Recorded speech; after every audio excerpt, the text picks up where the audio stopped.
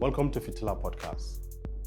Today we shine our light on one of the most pressing issues shaping our democracy and daily lives: disinformation and fake news. Our guest, Dahiru Mohammed Lawal. Dahiru is an award-winning investigative journalist, open source intelligence specialist, and media trainer.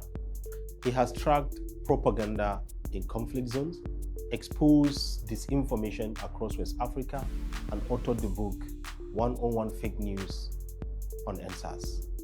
From politics to religion, health to security, misinformation spread fast in northern Nigeria, shaping how we think, act, and even vote. In this conversation, we're going to ask the question: why does misinformation thrive? How much does it cost us? And how do we fight back? MD, you seem to be taking this gospel of fighting fake news beyond the borders of Nigeria. I think recently I saw you going for a conference, a regional conference in an African country, Cape Verde. Mm-hmm. Would you tell us what that conference was about and maybe what you were able to achieve?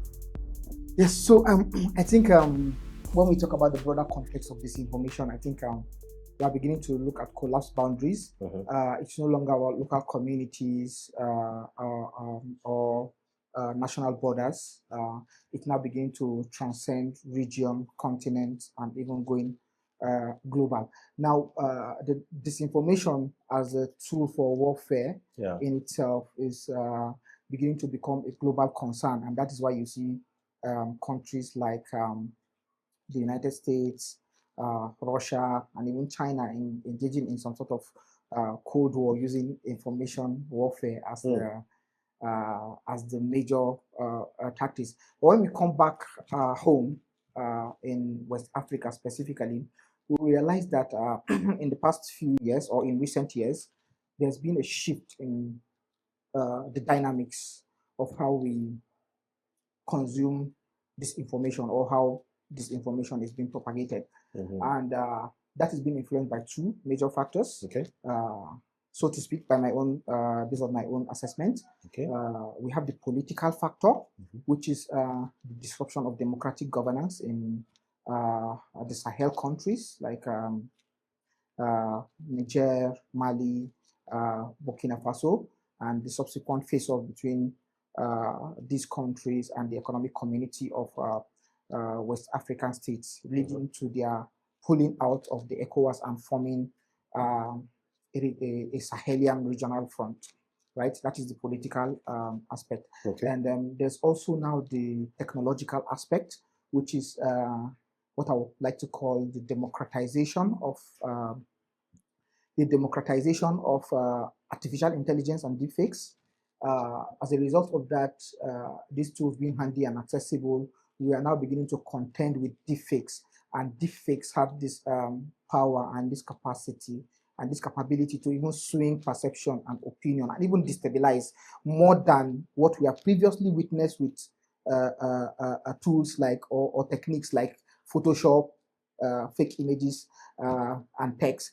I think artificial intelligence is now giving it a completely new dimension, and we have seen deeply how the Sahelian segment, who we will define by the nature of the work we do as being in crisis, are deploying. They are using it as a new form of PR, artificial intelligence, or a new form of PR tool to be able to portray a sense of who they are. So recently, I've been tracking propaganda in these conflict zones, particularly Niger, Mali, and especially Burkina Faso, and I've done extensive research and investigative analysis on this. I've done investigative analysis on some of the major coordinated inauthentic behavior that is undermining regional bodies like the Economic Committee for West African States. I've done investigative analysis on some of the AI-driven propaganda that's elevating people like Burkina Faso's leader Ibrahim Traore. If you look some few months back, you will notice that every time you open your reels or you see your stories, you see a lot of stories about Ibrahim Traore. Yeah. So we I think I remember BBC report. Yes. Doing a report on why and how he is getting more support from African countries. Nigeria topped the list. Yes, I think I once shared that story. So, yes, you did. Yeah. I recall you sharing that story. So you could see. So when we fact check some of these things, we began to realize that some of the stories coming out of there are not true, are not really true in the real sense of it, and they are not only not true, but they are using AI, artificial intelligence, to create this perception. To do like that's what we call them deepfakes. Right, so I did quite a lot of investigative analysis on that. So as a result of that, in partnership with the Economic Committee for West African States, German Development Organization, I was invited to join a panel at the Regional Conference for Information Integrity in West Africa and the Sahel. It was organized by the Cape Verde government of Cape Verde. They used to be Cape Verde, but they are now being called officially Cabo Verde. Cabo Verde. Yes. Wow. Yeah. I didn't do my homework much. Cabo Verde. No, you did, but this is instead of Cape Verde. Yeah, instead of Cape Verde. Oh. Yeah. So, in partnership with UNESCO, they organized this and brought stakeholders together because they are now beginning to see that the rising threat of disinformation in the region might cause some form of instability. So, and they came up with this conference. It was held in Praia, the capital of Cape Verde. Is an island country in the Central Atlantic Ocean. Okay. Yeah. So I was on expert panel discussions that speak to the role of media, community-based organization in tackling the threat of mis and disinformation. So there were a lot of speakers, expert-led sections, and what have you.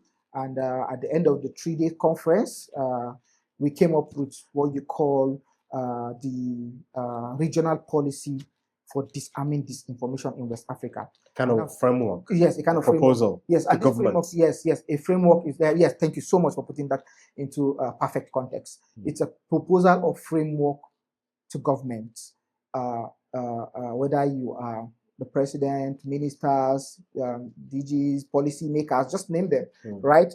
That action plan is supposed to guide you in order to be able to play your own role or play your own quota in disarming disinformation in West Africa and the Sahel. Besides that, we also came up with what we call a model action plan, right, for all other stakeholders. This model action plan will help stakeholders also understand the various roles they can play in ensuring that we mitigate this information, ranging from access to data, regulation, education, particularly media literacy, the role of community-based organizations, the role of journalists and fact-checkers, and so on and so forth. So basically, I think from the content of the conference and everything, it was a very, very it has a very, very fulfilling and enriching outcome. And if this model framework and these policies will be followed up to the letter, we will avert an impending crisis that is bound to probably destabilize our region. I have 2 questions before we bring it home. You made mention of 2 things, and I would love for our listeners to, keep this in mind. You said 2 things that gave fake news a fertile ground in West Africa. You believe to be the democratization of artificial intelligence, the disruption of democracy, yes, and then the democratization of artificial intelligence. Just a quick, what do you mean by the democratization of AI? Because I assume you mean decentralization, and why would that give a fertile ground for AI? So I mean fake news. Sorry. So yes, you're not wrong to call it decentralization, and I call it democratization because 2 things are involved. Okay. One, there is the open access, right? And secondly, just like the use of freedom of speech, yes, there is the freedom to apply. Yeah. So far, so good. There are no extant laws that I know of that tend to put the excessive use of AI in check, right? Especially with the rise of deepfakes and what have you. So that's why I call it democratization, because for now it's in free use. People get access to these tools freely, and then there are, except maybe for some of our existing laws that can be interpreted to fit into some context, there is no extant laws that that tend to put a peg on to what extent that you can go with the use of artificial intelligence. And then sometimes when you misapply it, yes, you might get a backlash, like the recent case of the individual, the Nigerian individual who did a deep fake of President Bola Ahmed Tinubu recently, bedridden in sickbed and gasping for breath. That was after the passing of late President Muhammadu Buhari. I think he had an invitation from the DSS and whatever. So apart from all these consequences that come into play, people have this freedom of access and this freedom of use, right? And it's beginning to spread. There is virtually no young person today who uses a smartphone that you wouldn't see using one form of artificial intelligence or the other. So that was why I called it a democratization. But if you call it decentralization, it has to do with also the spread and accessibility. So you asked the question about what particularly? So I think it's not the access that is the problem. Mm-hmm. It's how we use it. It's how we use it. Right? It is how we use it. Because you can use it creatively. So it's like a double-edged sword, right? Absolutely, yeah. There is this parable of the knife, right? You have a knife, somebody can use it to prepare a very delicious and sumptuous meal at home by cutting up the tomatoes and the onions and using it to prepare a very sumptuous meal. And someone can also use it for a murder, right? For example, so it's like that. It's like the parable of the knife. So it's a double-edged sword. There's so much to discuss about AI, but I believe we will do that. This policy document or policy proposal, is it something that is accessible for the public? Oh yes. So we participants have been given access to it. Okay. Most of the conference participants had access to it through the direct conference website, and I think it is now public.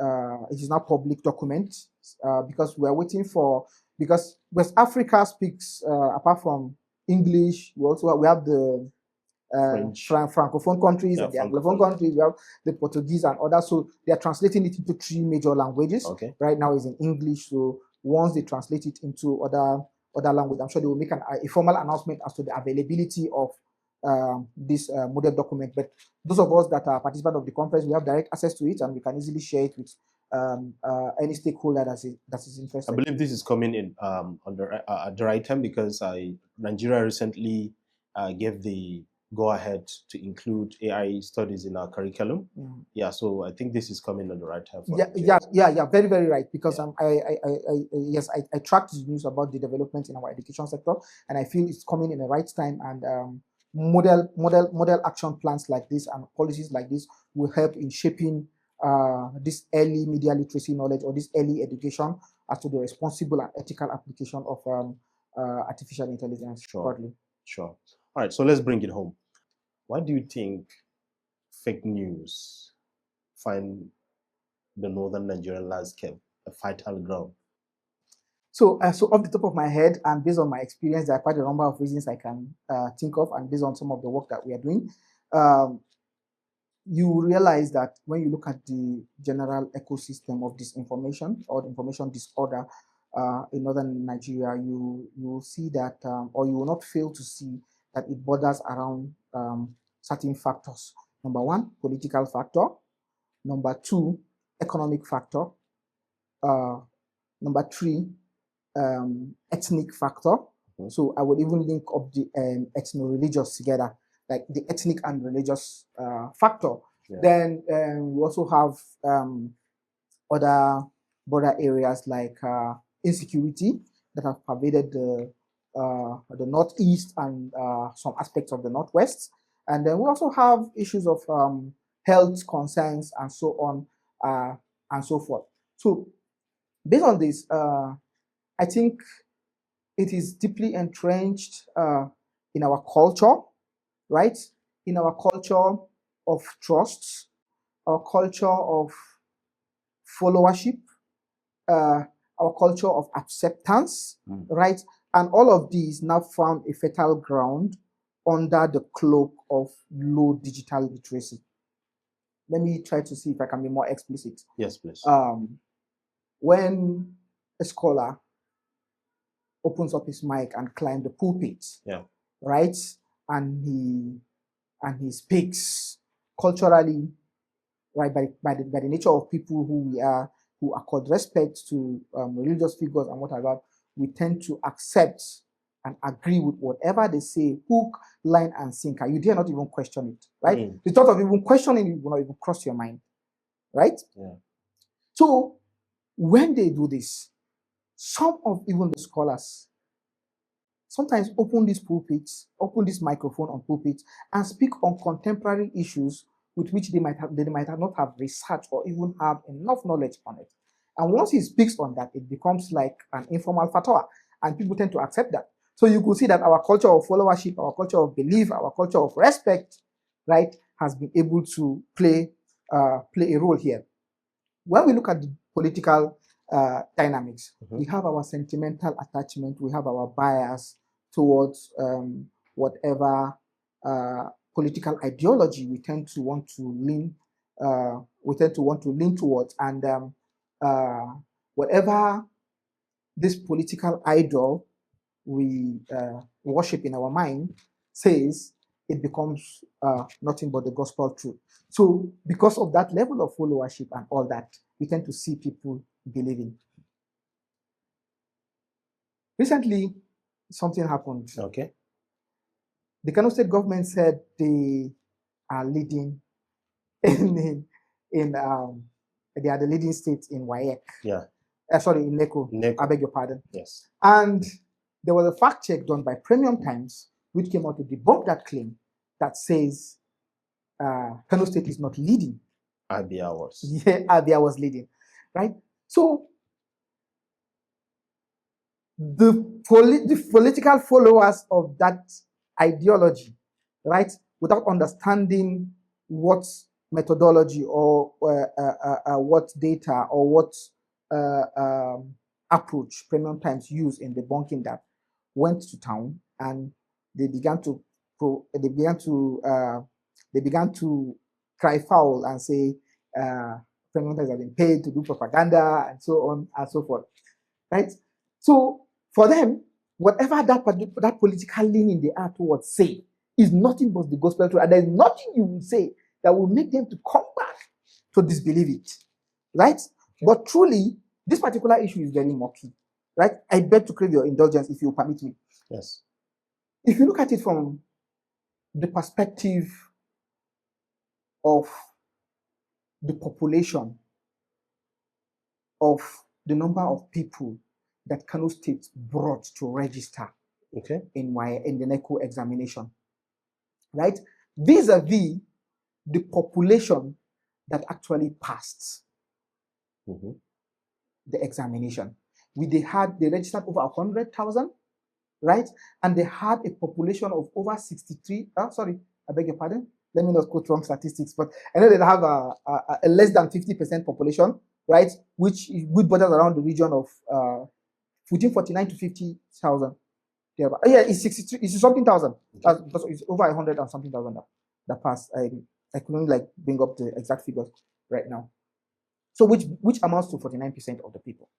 When you look at Abia State, Abia registered about 9,000, 10,000 thereabout, and about 8,000 plus passed the examination, right? So if you want to compare it on the basis of the fact that yes, on the proportion of the fact, yes, a decision I forgot. Yeah.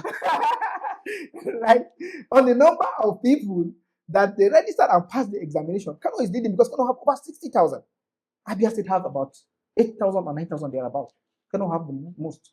But now, if you want to now compare it on the basis of statistical percentage analysis, Abia is leading, right? Yeah. So these are the dicey situations, right? So Premium Times Fact Check based it on percentage analysis, while Kano State government based it on the number of their scores. So there's this, I think, this issue of proportion and percentage. It's been creating a lot of issues because, honestly speaking, so many of us like basic numeracy Mm-hmm. knowledge, Yeah. and especially with percentage, Mm-hmm. people can just make stories.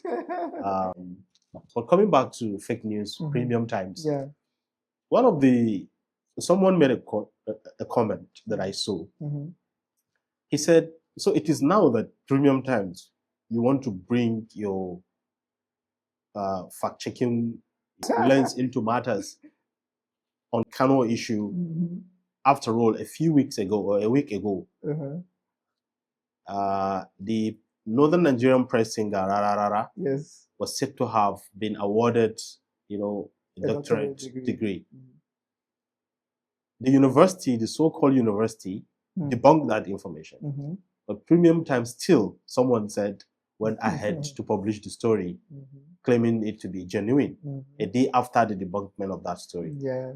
So there's a kind of, and then someone under that comment said, well, we know who runs Premium Times, and we know the kind of, so there's this, that's one So thing. whatever it is, I think there is a lot of dynamics and nuances to that. Yeah. Right? We define things based on our own, how we want to see things. And I think that is bad for Nigeria. Yeah, exactly. I would say so, really, because we need to have a standing in order not to confuse people, so that they can have informed decision and make informed actions. They wouldn't be neither here and not there.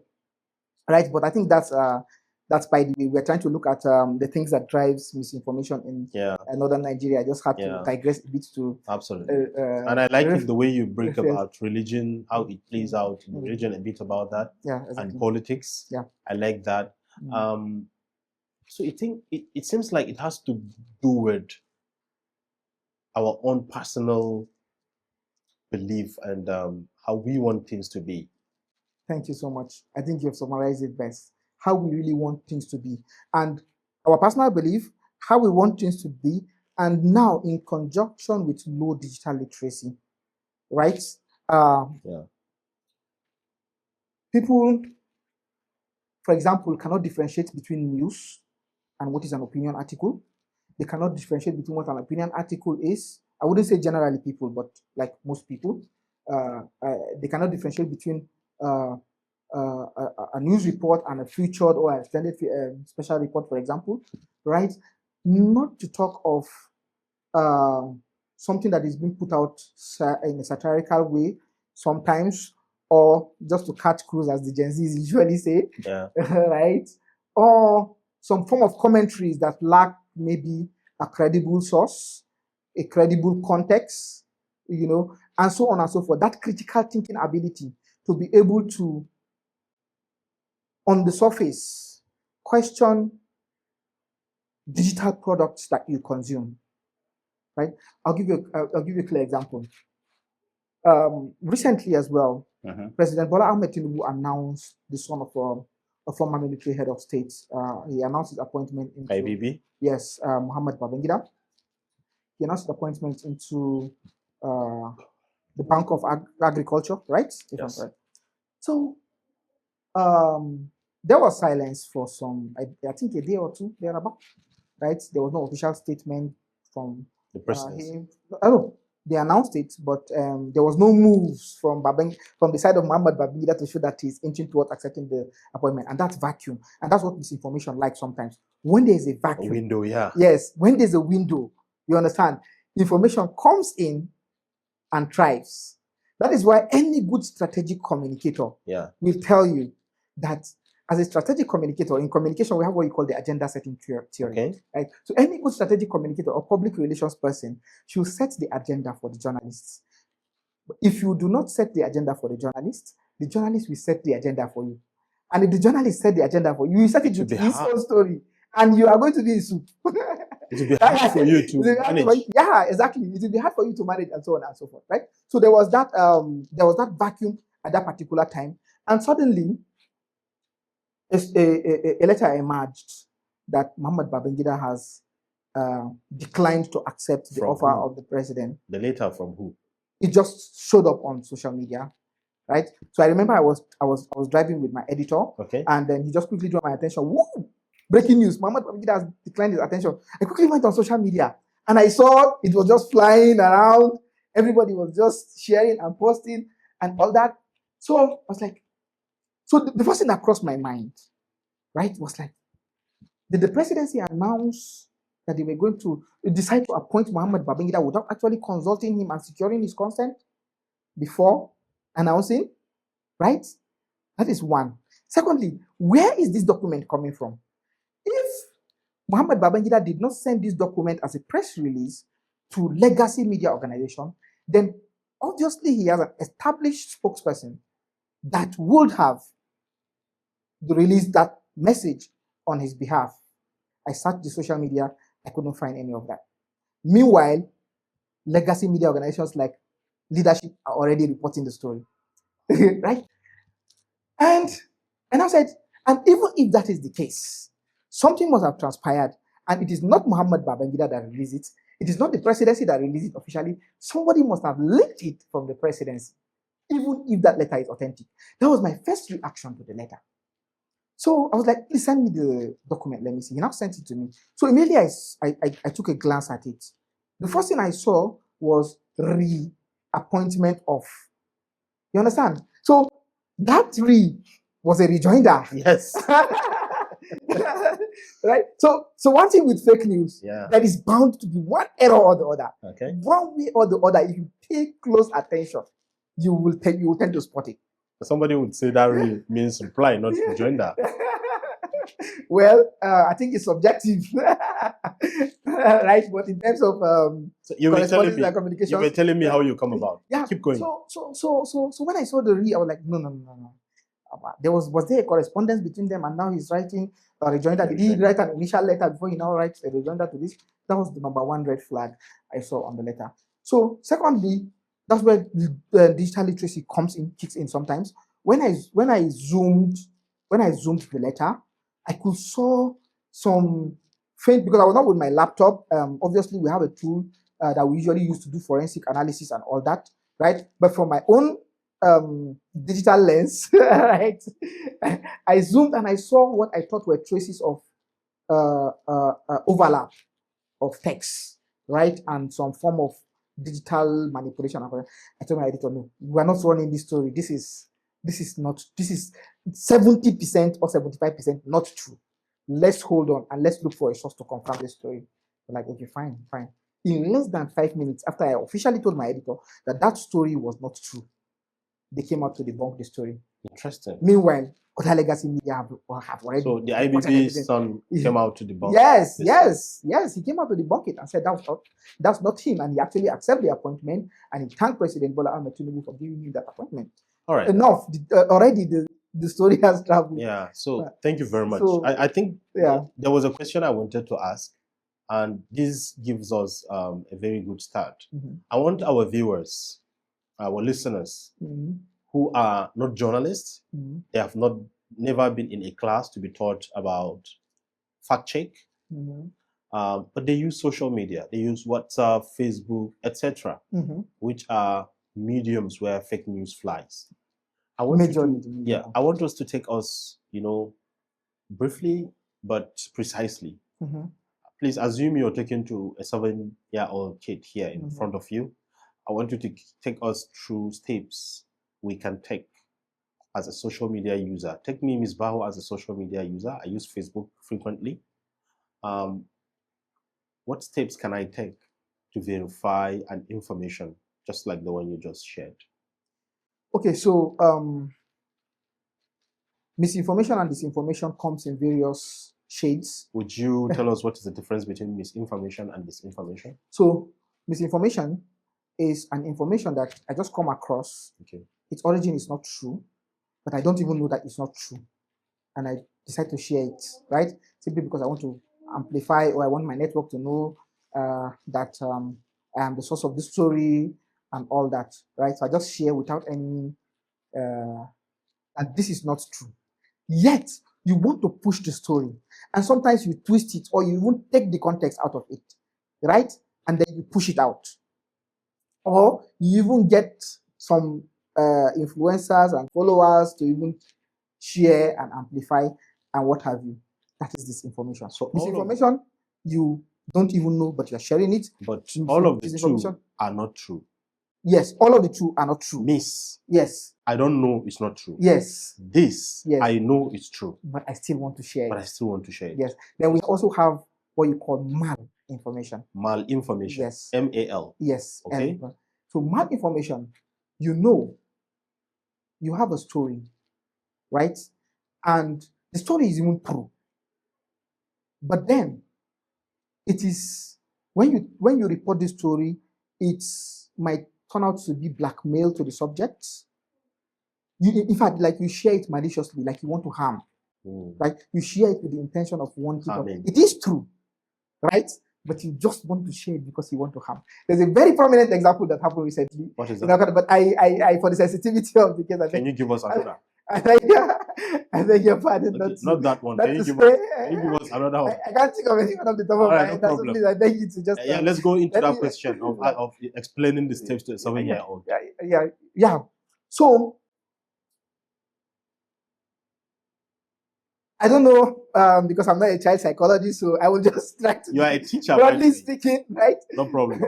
Talk to a common man who has never been to a class to be taught about. You're beautiful. I think I'm more comfortable with that, right? So when there is a source of a story, when there's a story, okay, right? The story usually has where it comes from. Okay. Right? Shimi abunda akitia ahosenti tushi. Yes. Sure. Right? So source. Yes, source. So when you see an information and you consume it, whether it's text or it's image, that is photo, or it's video. Okay. Right? The first thing you want audio. To do, or audio. Okay. Thank you. The first thing you want to do is to know where is this coming from. Right? If you are able to detect immediately where the source is coming from, you'll be able to tie it to whether this person can be trusted or not trusted. So at the end of the day, information consumption borders around trust, right? So that is why we always tell journalists to be ethical, to be credible, because by the time you lose your trust with your audience, whatever information you are pushing out, whether it's true or it's not true, you have lost them. You have lost them. They will not trust you any longer, right? So if you are able to trace that story source to someone who can be trusted, right, then you'll be able to raise flags, whether this is likely true or not true or what have you. Secondly, I don't know how to explain context, right? So it's basically the composition of the story and whether it makes meaning and whether it is connecting, right? So if you are reading and you're able to question your brain and you feel that somehow like your intuition is telling you intuition this could be true or not and all that. No, this seems not to be true. Something like that. So it's likely not to be, right? So you should now try to see how you can establish the next step of verifying. Okay. Thirdly, and which is the easiest, right? I usually go, just all of us use Google. So even if you've never been to class and you have never attended a fact-checking or journalism training and so on and so forth, at least you use data, you use smartphone, you use Google and so on and so forth, right? And now we have AIs that search the web and come up with updated information. Yeah. So the first thing you could do is just go to your Google and search who else is telling that story, right? So if you are now beginning to able to see some trusted sources telling the story, then you can rely on it. But if you're not seeing any trusted source telling that story, it means that there's a question mark to that story. Wait for a more credible source to be able to do that. We don't have that patience these days, actually, but right? It is the best thing to do. Yeah. All right. So you wait for the source. You wait for a more credible source to be able to. So assuming I hear maybe of something, maybe a breaking news that I see on social media, one of the things I should do after I see who said that on Facebook, who posted it, right? And my intuition tells me this could be true. So the next thing I should do is go to Google, maybe search.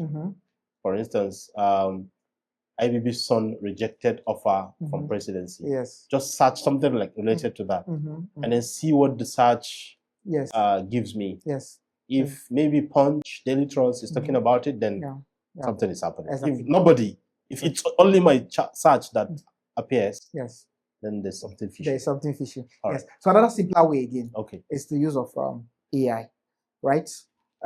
You could just easily ask AI to fact check it for you. So this story is trending. Please fact check. That's the simple prompt that you can Like put. ChatGPT? Yes, please search the web and fact check.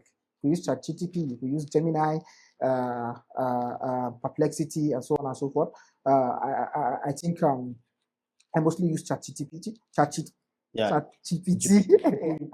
Many people use Yeah. So you could easily ask it to please search the web and give you an updated information of this. And it does due diligence. But the truth of the matter is, sometimes when you use AI too, you understand, it is subject to further verification. You might need to go an extra line. So if AI does not understand the local context, for example, right, it might give you something different.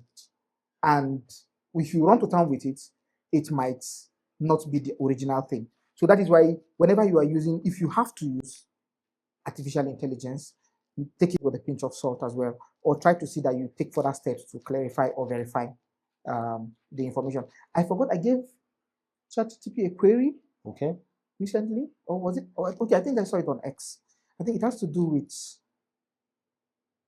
with a politician's picture being shared, right, with somebody by the side. I can't really recall exactly now. And then somebody now asked Grok to fact check, and then Grok now came up with an analysis and a name that is entirely different from the person that is on there. When the person now came back and now said, no, but this person is this. Oh, sorry. He now went and now do another analysis because he doesn't even understand local contexts sometimes and all that. I think this is one of the issues with AI now. Local context. When you said local context, I'm happy to hear that, to know that the LLM is being trained in Hausa, for instance. Indeed. Hausa scholars are doing a lot to see that the AI have been trained using our local language so they can get some local context. Yeah, but then how about maybe picking a call to ask someone that, is this true? Maybe say there is a bandit attack or maybe a bomb blast somewhere. Can I pick my phone? Conventional, traditional methods. Thank you for bringing me back to that. I think that is even the most simplest. If you have sources that you can reach out to, go ahead and reach out to them. There was a time at the peak of banditry in Zamfara. I think there was a video that was circulating that people were extracting gold and exporting it, with a helicopter or something in that area, right? So there's no technological tool or search engine that can give you what is the fact on the ground. So luckily I had sources. The then chairman of the Nigerian Union of Journalists Northwest chapter was based in Zamfara, and he's a person that goes round and round. Immediately I picked up my phone, I called him. That abin da muke jifa ya gaskiyan lamarin, gaskiya ni ma na gani amma bari in bincika, right? He now had to, in his own, call other sources that are bordering around the area of, where that story broke. And based on time of occurrence, geographical analysis, whether any eyewitness has cited a helicopter of that nature hovering around that vicinity or not, that is logistical movement, right? And all the feedback that we were able to get from these local sources was what we use to be able to fact check that particular story. So true, yes, sometimes local sources come handy, but then also you have to be skeptical as well. Because by my training as an investigative journalist, we are told to take every information we encounter with skepticism, or unless you are able to do your due diligence in verifying it. So you cannot, for example, rely on just one sources. Now, if you look at this, we were able to rely on multiple layer of sources and also multiple verification layers, geographic or demographic analysis, logistical movement, eyewitness feedbacks, Yeah. and so on and so forth. And then we were able to use it to authoritatively report. So yes, that is one traditional method that usually work. But I think we are so much consumed with digital technology these days that that doesn't really come to mind easily. But I think it is one time tested and effective way. I'll give you an example. Although this is not a call, I think it was during the peak of the 2023 general election, and there was this issue of certificate saga, and now President Bola Ahmed Tinubu, then candidate of the All Progressive presidential candidate of the All Progressives Congress. So there was this scandal about whether he forfeited money or not in the court and so on and so forth. We made him a fugitive in the United States and so on and so forth. That's one story. And there's also the story of his certificate saga, which we all know of, right? So who would we call to be able to verify that, right? So what I did was I looked at the document and saw the dates of the deposition on those documents. Who were those signatories to those documents and what have you? And immediately I went online. I went to Facebook first. I couldn't find it. And immediately I went to LinkedIn. I searched the name of the court clerical officer who stamped and signed the document. Luckily, I found him on LinkedIn. I reached out to him with my question, and he answered my question, provided further evidence, and we were able to use it to to debunk that, to tell that story. Now, sometimes you might not need to go all digital or all technological if you are fact checking. Sometimes try to use unconventional means. Like the phone call? Yes, like the phone call, tracking people on sources on social media, and ask them directly. Go to their inbox, ask them. I did that with as a youth leader. As at the time, the PDP youth leader Suleiman Kadede emerged as PDP youth leader. There was a youth leader in the All Progressive Congress that emerged, right? And suddenly there was this narrative that was going around that this guy is, I think he's almost 60 years or so, right? Okay. How would he be a youth leader and all that? So I searched for him on Facebook. Yes, and I sent him a message. Right, I'm trying to fact check this claim that is going around. Please, can you speak about this? And he laughed. His age? Yes, and all that. He now went and brought out all his documents, his primary school certificate, his secondary school certificate, his birth certificate, everything. He sent to you? Yes, and sent it to me on Facebook, right? And I was able to use that to tell the story, right? So sometimes, don't just assume that people will not respond to you. Reach out and ask. So when you are able to do the basic diligence of asking, sometimes you avert a lot of fake news catastrophe. Talk to young journalists. How do you talk to people on social media, people who you've never met, they don't know you, you just need some information, some verification. What is the best way to talk to people as young journalists? So I think one way, the image you portray on social media for yourself matters a lot, right? You cannot be like a hooligan on your timeline and then walk into some serious person's inbox and then expect them to give you due regard. When I see someone contact me, the first thing I do is to go look at their profile. I'm not profiling them, right? I just want to have a sense of who am I engaging with and at what level should I engage with the person, right? Do I need to come down from my horses or do I need to upgrade? You understand? Yeah. My level and so on and so forth, right? So first of all, what image are you portraying on social media? When you contact somebody and then somebody now goes through your timeline and they start seeing you're posting south here, you're posting west there, tomorrow you're posting east, right? Without any defined image of when you say your ideals. It's like it's an analogy. No, it's an analogy. Yeah, I'm not you post about food. Tomorrow you accuse somebody with this and that. Yes. Next tomorrow you Yes, and so on and so forth, right? You don't expect them to take you serious, right? But then, if you now have that image, you portray a sense of what you do, at least to a reasonable degree on social media, and you walk into the person's inbox, right? Go straight to the point, right? There are some people that when they go into your inbox, they tell you, "Salam, YKK, Yakake. You know, and people are on the edge. I think Right? it is you millennials that are seeing this as something, but Gen Zs don't care. They send you SLM, YKK. They do. They don't care. They do actually, but I think we need to have a common ground on this. Really, I think so. because we millennials, also we are on the edge. Because the Gen Zs also they claim to work smarter, Yeah. and which we are also beginning to adapt to working smarter, right? But we are always on the edge, right? And time is a very scarce resources for us. So what time do we have to now come and start responding to salam, yakeke, and so on and so forth, Yeah. right? Just go straight to the point. If it's someone who is who identifies with your culture, your tradition, your religion, you can tell the person, Assalamu alaikum. Speak his You understand? language. Yeah, speak his language.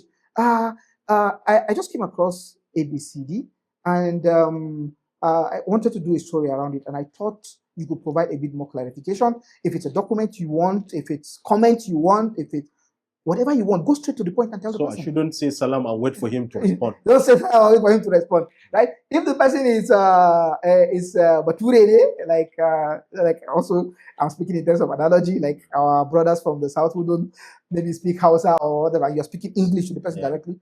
Hi, hello, right? I am Mr. ABCD. I work in the areas of this, right? I came across this information that concerns you, right? I would like to get your comments on this. I would like to see if you have any documentary evidence to be able to tell your own side of the story. Yeah. Or you understand, just whatever you really want. By the time you are going to the person, ensure that you know what you want. You should have your courtesies, right? After the proper courtesies, then go straight to the ask. When you were defining misinformation, disinformation, and malinformation, there's something I pick out of that. Mm-hmm. And I think this is something that it's common around all those definitions is the intention, the will to share, the push to share. Mm-hmm. Why do you think humans we so much like to share information? Like, why do we always want to push something out? It doesn't matter verifying or why do we have that urge always want to share? So it's not something that I've studied, but I think I will safely say it's because of our love for authority in a way, right? So our love for authority and influence, right? We want to be seen as authoritative. We want to be seen as influential, right? So when someone is able to say, "I a Facebook misbahu el Hamza nagani," you understand? I misbahu el Hamza de yet Probably Misbah Al-Hamza has made his name like reputable. So that anyone can take information from him. Yes. Which was the first point you mentioned, trust. Yes, exactly. Trust. From the source. Exactly, which is key, right? So people just want to share information because they want to be seen as this go-to source. They don't want to be seen as credible. They want to be seen as authoritative in a way. There could be other reasons. But as someone who has not really done research extensively in that area and who have not studied, I will limit myself to these answers. I think, I understand.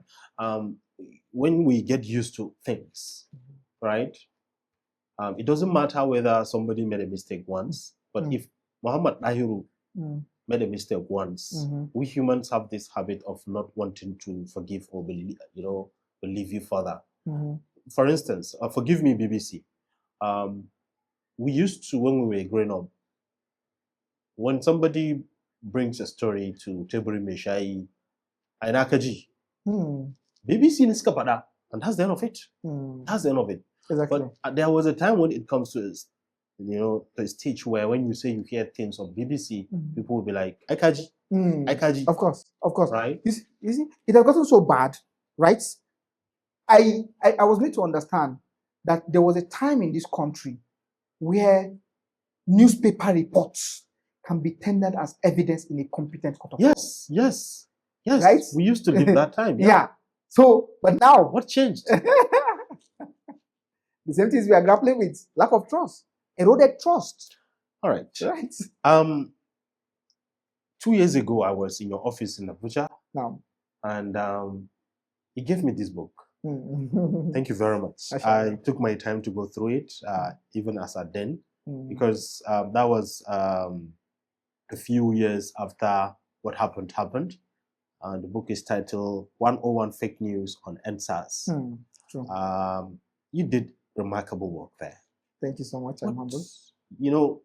So it was a moment in a lifetime, just like COVID-19, just like United States pulling out of Afghanistan, just like something happening, something definitive. But I would like you to tell my listeners, what gives you the motivation to sit down and do this remarkable work? So I think two things. One, my conviction, and two, mentorship. Right. I could remember I was still an undergraduate at the time. Right. That was around the time where I won Campus Journalist of the Year award around 2020 and so on. Yeah, I remember. Yeah. So naturally, growing up, there are some things that irks me. It irritates me. Okay. Kagane, if you want to see, I can keep my cool right now. But if you want to see me, if you want to piss me off, Kagane, once you do those things, I tend to get easily pissed off. Number one is lie. You understand? What is not true? And you know that it is not true. Yet you are pushing the story. Wow. It pisses me off. Number two, time. Right? I can be maintaining my cool now, but when I have my schedules and it is 1 minute past that time, right? But then, please forgive me, my wife, if you are listening to me right now. She will definitely listen. Yeah. So once it's 1 minute past that time, I get knocked off guard, right? I get to be you want to get out of that easy and all that, and all that. So there are quite a number of them, right? That usually push me. So I think that is one of the things that pushed me basically into fact checking, so to speak. So you get to see this story and you know that these stories are not true, and then you still push them, right? And before 101 Fake News on NSAS, I self-published a book even before I got into a university, and I called that book Terrorism and the Islamist Veil, the Facts and the Fiction. Right? Terrorism and the Islamist Veil, the Facts and the Fiction. Recently, about a year ago, someone shared the copy with me. They said it was circulating in Kaduna, and I was surprised I don't have a copy anymore. Right? And that was informed around the time where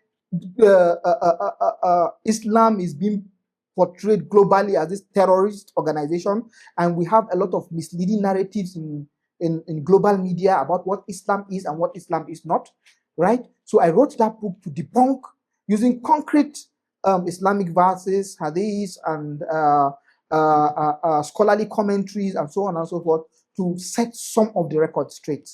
As at that particular point in time, right? So that was my. I still have the soft copy, I think, but I don't have a hard copy anymore. It might be a book I might revisit in future. So I grew up like that, disliking when people twist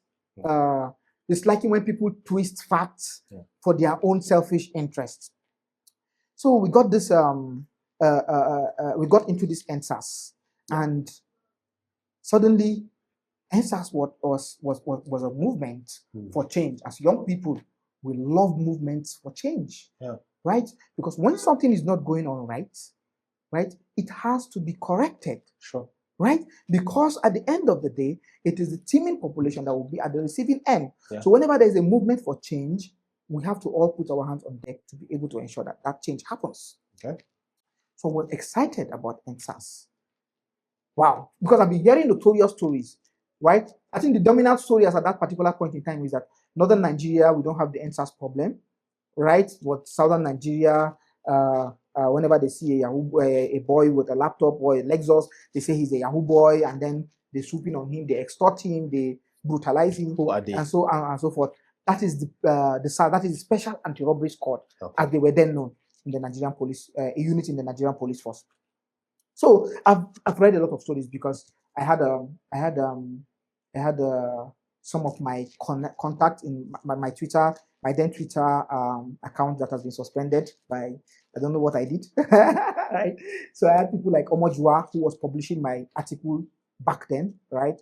And then JJ Omojua. JJ Omojua were publishing my article on omojua.com and so on and so forth. So he had all these people because he's from the southwest, so naturally some of his followers would be expressing. So whenever these topics come up, when you go to the thread and the narrative, you tend to see some of these horrific stories and all that about what SARS is doing to people across that part of the country. And especially you from northern Nigeria, the narrative being that doesn't happen here. Yes, you find it weird. Yes, exactly. Found it very, very weird. So when the NSAS happened, I was like, oh, finally, there's a movement for change and all that. So I was naturally, by inclination, I started following the stories, the developments, and what have you. I was very, very much excited about it. But suddenly, we began to see, they say, celebrity endorsements. We began to see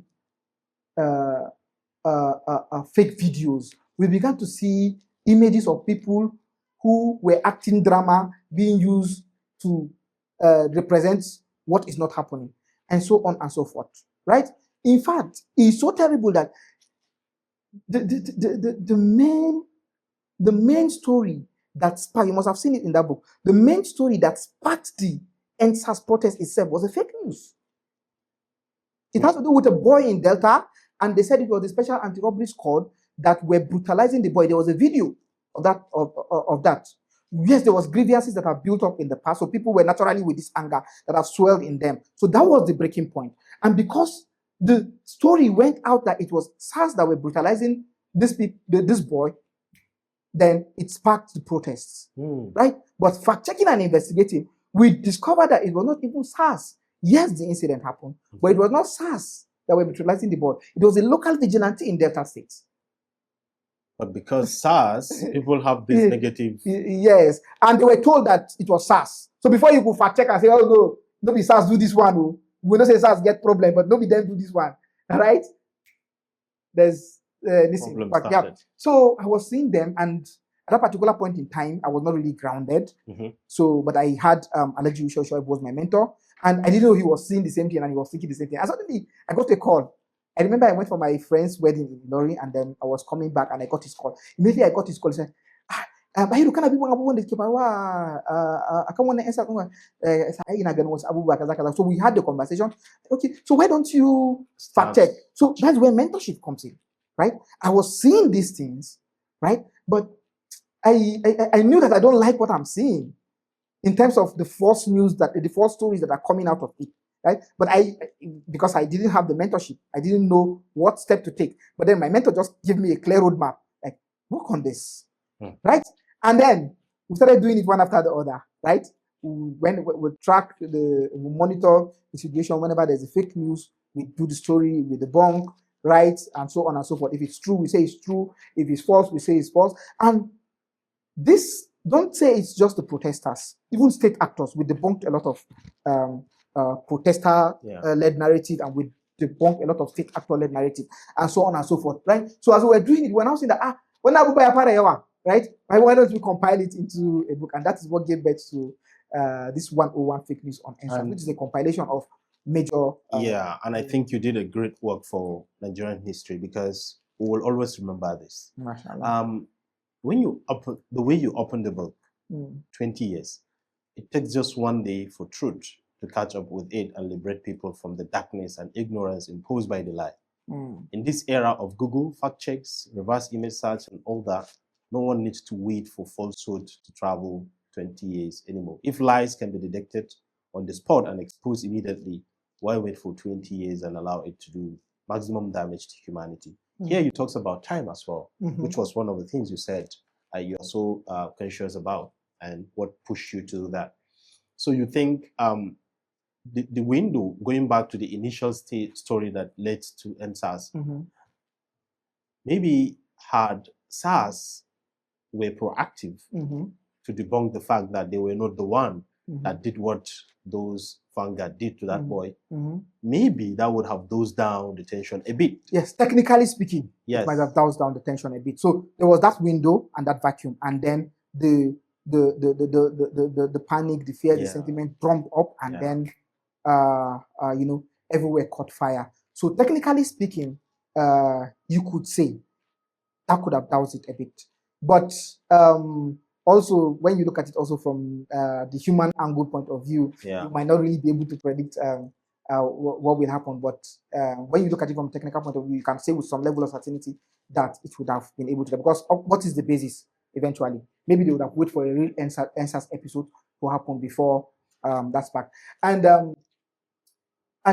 just like you said, leaving a window for misinformation to thrive creates a broader window. And there's somebody who I see, a public relations officer in this country, the National Public Relations Officer of the Nigerian Customs Service, President Abdullahi Ali Mewada, is also one of my model. So we were doing a training, we were conducting a training, or virtual training, for the Nigerian Customs Service, and then somebody made a statement about the Nigerian Customs Service, right? Is he an officer? After the no, not an officer. After the formalities, that is the opening at our. So he told me that he has some assignments to do, but he might be chipping in, but he might not be able to fully participate, right? So I think along the line of listening, he had somebody made an assertion, right? Immediately, he dropped me a message on WhatsApp. He dropped me a message on text.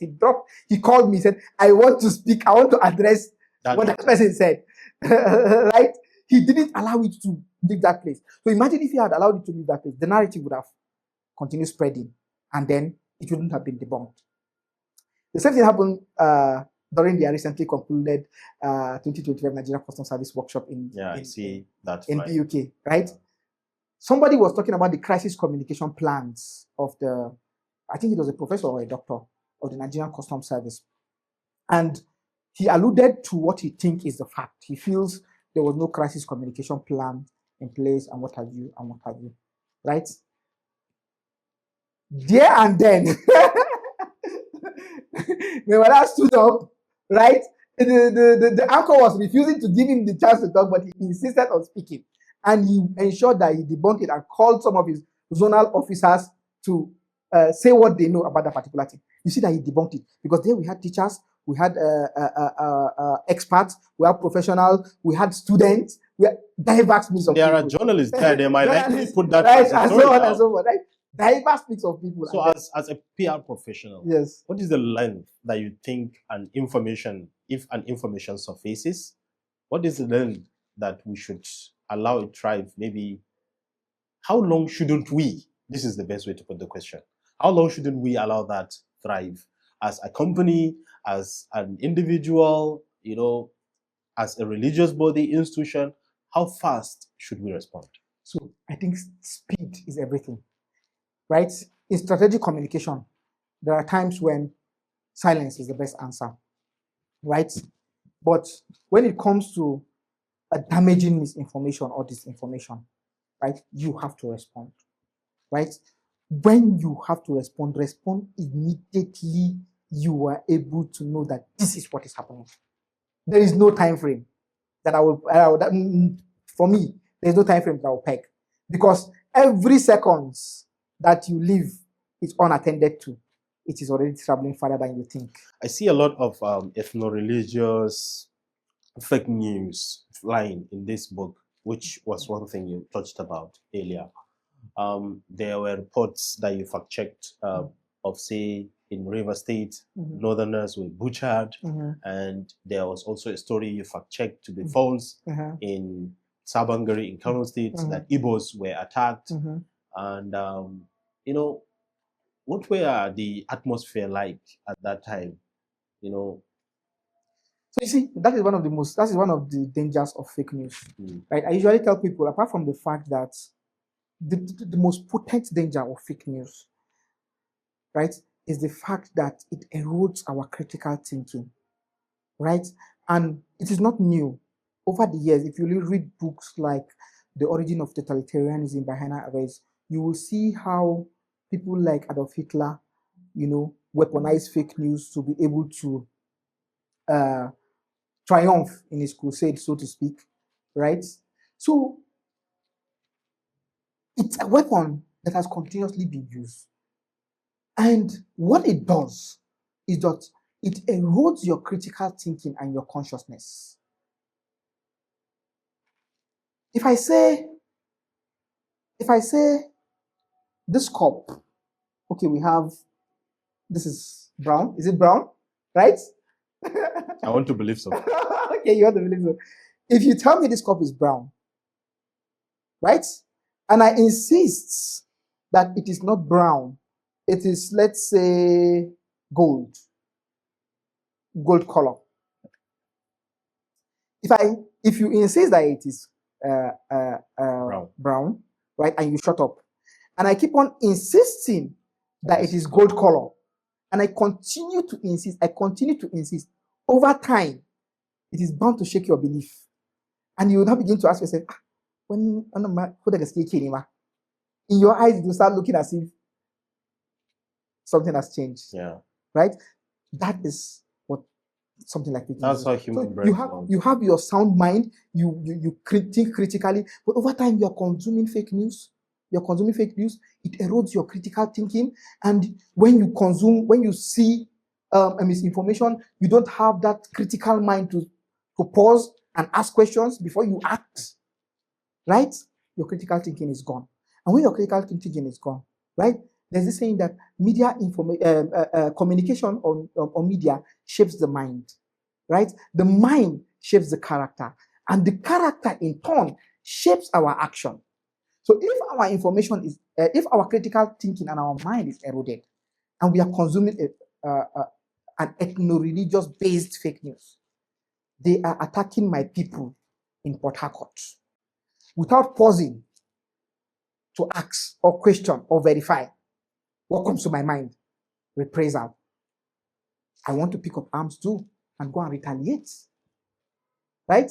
You can see that it has shaped my mind, it has shaped my character, and it has shaped my action. And before you know it, it's fire. And that is what is happening in places like Kaduna, Jos, Plateau State. Misinformation, disinformation, they are fueling the crisis. If we will remove misinformation and disinformation from what is fueling the Kaduna and Jos crisis, just even is even more recent, it will solve the problem to about 70%. Do you right? think? Sorry, let me come. I was going to that question about the this. So we saw this story about Northern has been attacked in Port Harcourt, in Rivers State during the NSAS protest, and wow, we know that is a keg of gunpowder waiting to explode. Immediately, who do we have in Port Harcourt? I had to think. And I called a friend of mine whom we attended secondary school together. Immediately, I called him. What's happening, guy? Did they kill Northerners for you? The person from there? Yes, it's basically this thing.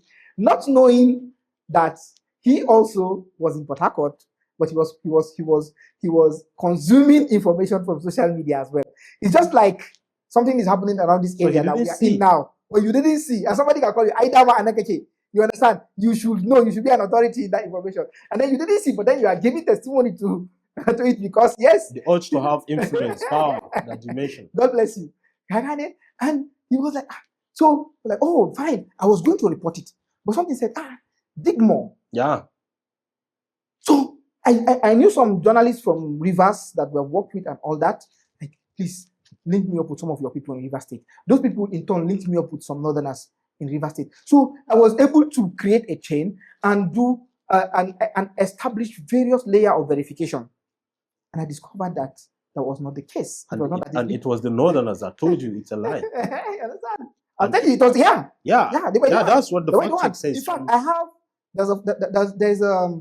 there was somebody who we were chatting recently on Facebook, and he told me that he was based in Port Harcourt, and he started following me on Facebook from the very first day I debunked that fake news about Northerners being attacked.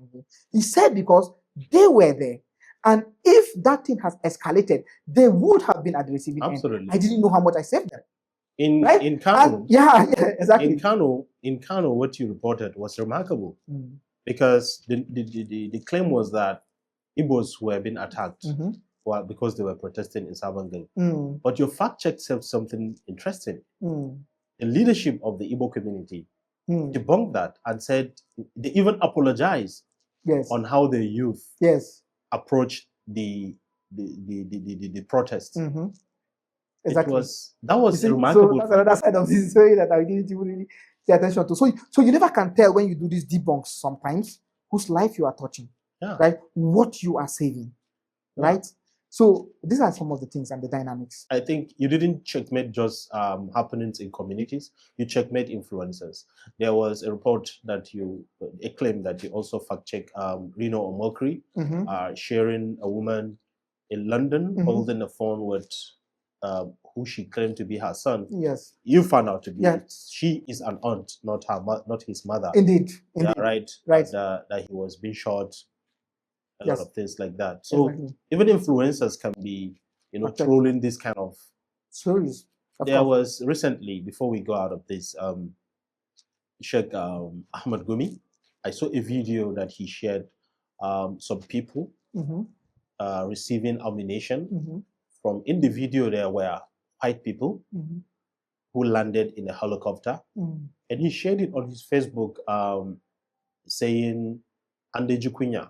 It's a shame. Like we know who are, supporting these kind of things, but nobody's. But then he made a statement that even though the video cannot be verified to say that this happens in Katsina, but this is what is happening. So as a figure of his caliber, that can have a different. People can perceive that message differently. They take it as the gospel truth. Yeah. When I saw it, I was like, the first thing I saw when I read, the first thing is that, he approves that this is not Katsina, Zamfara, whatever. Yes. And I went to the video, I saw some of the people who didn't even look Nigerians. Of course, right? Of course. This is happen, right? So influencers need to be very careful.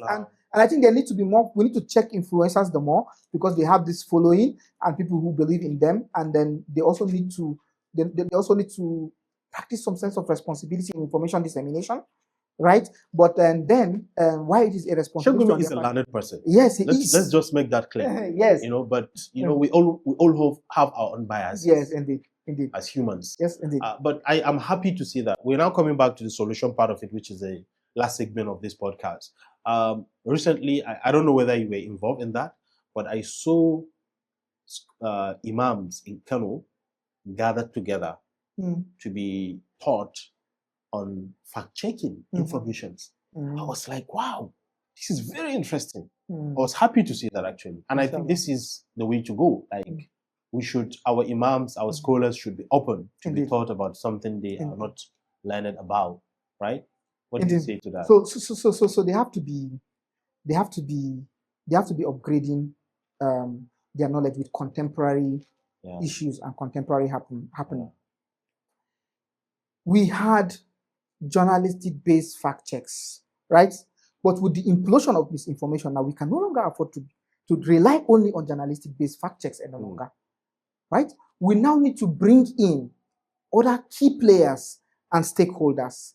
We now have to have community-based fact checkers too. Wow. Yes, and these community-based fact checkers should comprise of people like the scholars, right? Whether you're an Islamic cleric or you're a Christian cleric or you're a traditional leader, right? They should be taught these things, right? A community could be a group of friends. Yes, I'm coming to that, right? It could be clerics. Yeah. It could be youth-led organizations. It could be a community leader, right? Anybody with certain level of influence, right, should be taught fact-checking and fact-checking responsibility. Should be given that media literacy so that they can be able to pass it down. That is the only way through education, not regulation. We are having regulations, but through education, and it is only through these communities-based fact-checkers that we can permeate the mitigation of fake news in our community. Can you give us an example maybe of where something like this worked? Is there? I cannot say specifically for now. It's something that I know is going to practically apply, and it was part of the resolution at the Regional Conference for Information Integrity, our model action plan, and all that. Right? We need to have community-based fact checker. I know that there are some communities that are doing it, but I cannot specifically pinpoint right now. Right? So that is that. Secondly, also for a place like Kano, our radio stations need to be deeply involved in fact checking. So apart from journalist-based fact checks who do it online, right? We have the community fact checks who comprise of all stakeholders, religious leaders, youth-led organizations, community leaders, and so on and so forth. It should be entrenched within them, right? I also believe that there's also the corporate fact checking, but that's sorry for another. There should be corporates and other these things should also entrench fact checking within them as well. Our radio stations. He seems to have some reservation on this. I wouldn't say more, but please. In your book, you made our radio manager. I'm using this medium. Please go ahead. Call on our radio managers. They should take this business of fact checking seriously. They should entrench and establish it in their various stations. They should debunk fake news in their community because they have large number of listeners, right? They should ensure that they prioritize employing professional fact checkers in their station, or even train their existing staff to be able to fact check. In fact, it's even necessary to train existing staff so that whenever they are sourcing for the news, they should also be able to fact check before they go to air, right? And some of our political programs also, the kind of wide claims that they make on this, that's something else. So please, I'm using this medium to call on our radio managers. Fact checking is serious business and they need to take it serious. If you are to give our audience a practical tip on how to protect themselves from fake news, what will that be? The practical tip is just one. Always be sure and get your information from the reliable source before you act. Don't act before you are sure. Act. That's very interesting, and it's a delight talking to you. Thank you so much, my brother. Thank you so much for being here. There's so much actually to discuss about fact checking and other things. Yes, I would like to have you back to talk specifically about, I know you do a lot of trainings for media practitioners, for institutions like customs service you could mention of, etc. We need to do a lot about fact checking at individual level, community level, and institutional level. So I would love to have you back to further discuss this. And I believe, as we usually have, there are feedback from our audiences when it comes to any episode that we put out there. You'll see follow-up questions, and I can't be a machine. But then we respect feedback from our community. Inshallah. When we have you back, we respond to some of those feedback. Inshallah. Once again, thank you so much. Thank you so much for having me. It's really a delight, and thank you for making me open up in an extensive interview like this one. It's a privilege. Inshallah. Thank you very much.